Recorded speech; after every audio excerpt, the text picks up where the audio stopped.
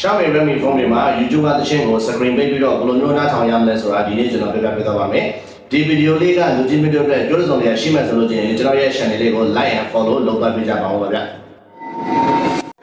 အဲ့တော့ဒီမှာကျွန်တော်တို့က string ကိုဝင်ပေးရမှာဖြစ်ပါတယ်။ string ကိုဝင်မယ် string ကိုဝင်ပြီးကျွန်တော်တို့ကဒီမှာ additional string ဆိုတာရှိပါတယ်။အဲ့ဒီဝင်မယ်။ပြီးလို့ရှိရင်တော့ဒီမှာကျွန်တော်တို့က floating window ဆိုတာရှိပါတယ်ဒီမှာပါ။အဲ့ floating window ကိုကျွန်တော်တို့ထပ်ဝင်ပေးမယ်။ဝင်ပြီးလို့ရှိရင်ဒီမှာ sidebar ဆိုတာလေးရှိပါတယ်။အဲ့ဒီထပ်ဝင်ပေးမယ်။ဝင်ပြီးလို့ရှိရင်တော့ကျွန်တော်တို့ဒီမှာ show while playing video ဆိုတာရှိပါတယ်အဲ့ဒါလေးကိုကျွန်တော်တို့အမှန်ကျပြလိုက်ပါပြီးလို့ရှိရင်တော့အောက်မှာ movie as ဆိုတာရှိပါတယ်အဲ့ဒီမှာကျွန်တော်တို့က YouTube လေးကိုကျွန်တော်တို့ဖွင့်ထားပေးဖို့လိုအပ်ပါတယ်ခင်ဗျာ Okay ဖွင့်ထားပြီးပြီဆိုရင်တော့ကျွန်တော်တို့က YouTube တဲ့ချက်လောက်ဝင်မယ်ဝင်ပြီးတော့ဒီမှာကျွန်တော်တို့နောက်ထောင်ခြင်းတဲ့သချင်းတစ်ပုဒ်ကိုကျွန်တော်တို့ဖွင့်မယ်ပေါ့နော်ဖွင့်ပြီးလို့ရှိရင်တော့ကျွန်တော်တို့ကဒါအကောင့်လေးကိုဆွဲလိုက်မယ်ဆွဲပြီးလို့ရှိရင်ဒီမှာကျွန်တော်တို့ကနားပုံစံလေးပါနေတယ်ပေါ့နော်အဲ့လေးဖွင့်လိုက်ရင်တော့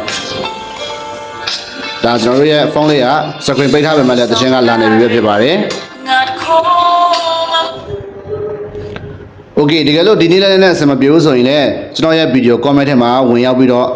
မေးမြန်းနိုင်ပါတယ်။တကယ်လို့ဒီနေ့နဲ့လည်းအဆင်ပြေရင်လည်းပြေတယ်။တကယ်လို့ဒီနေ့လည်းနဲ့အဆင်မပြေဘူးဆိုရင်လည်းမပြေဘူးဆိုပြီးကျွန်တော်ရဲ့ video comment အောက်မှာဝင်ပြီးတော့ပြောသွားနိုင်ပါတယ်